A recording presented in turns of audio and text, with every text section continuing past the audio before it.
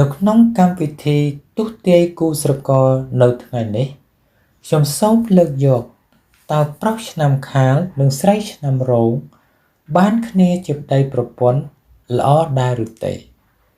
ការទស្សន៍ទាយឆ្នាំទាំងពីរនោះគឺសម្រាប់អ្នកនៅលាវដែលកំពុងរកគូស្រករក៏ត្រូវ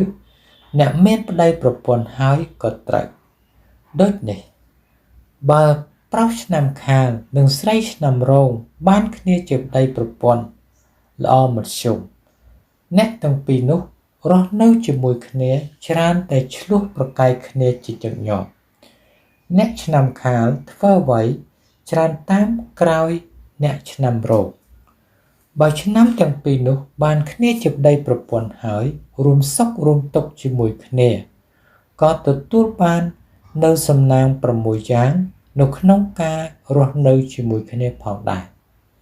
ដែលសំណាងនីមួយៗត្រូវបែងចែកទៅតាមប្រភេទរបស់វាមួយនោះគឺសំណាងទី1គឺឪពុកក្មេកម្ដាយក្មេកមាន2ប្រភេទប្រភេទទី1បានឪពុកក្មេកម្ដាយក្មេកស្លូតបូតស្រឡាញ់កូនចៅចិត្តបាននឹងកូនប្រសាប្រភេទទី2បានឪពុកក្មេកម្ដាយក្មេកកាចរអ៊ូច្រើនចង់បានតែពីកូនចិត្តមិនសូវបានជាមួយនឹងកូនប្រសាសំណាងទី2គឺសំណាងដោយសារប្តីប្រពន្ធមាន3ប្រភេទប្រភេទទី1បានប្តីប្រពន្ធជាអ្នកមានឬអ្នកធ្វើការធំ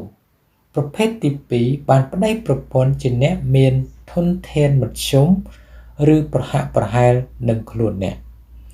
សំណាងទី3បានប្តីប្រពន្ធជាអ្នកមានធនធានក្រោមខ្លួនឬអន់ជាងខ្លួនអ្នកសំណាងទី3គឺទឹកចិត្តប្តីប្រពន្ធមាន2ប្រភេទប្រភេទទី1បានប្តីប្រពន្ធស្លូតបូតចេះជួយយកអាសាគ្នាចេះឲ្យតម្លៃគ្នាចេះយកចិត្តគ្នាមួយខ្លាំងមួយខ្សោយស្មោះត្រង់នឹងគ្នាចិត្តបានជាមួយនឹងឪពុកក្មេកម្ដាយក្មេកនិងបងប្អូន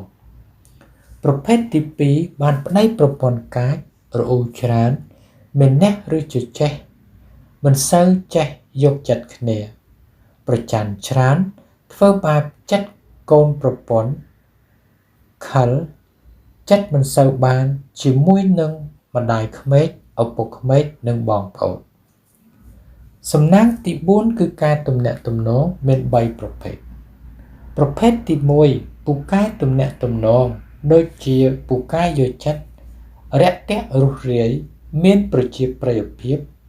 ចូលចិត្តរាប់ញាតស្គាល់អ្នកធំអ្នកតូចច្រើនពូកែនិយាយ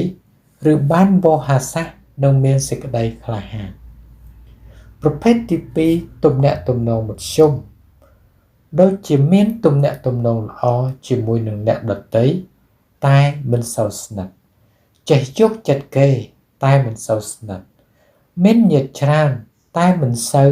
មានទំនាក់ទំនងល្អជាមួយនឹងគ្នានិងខ្វះសេចក្តីក្លាហានប្រភេទទី3ទំនាក់ទំនងខ្សោយ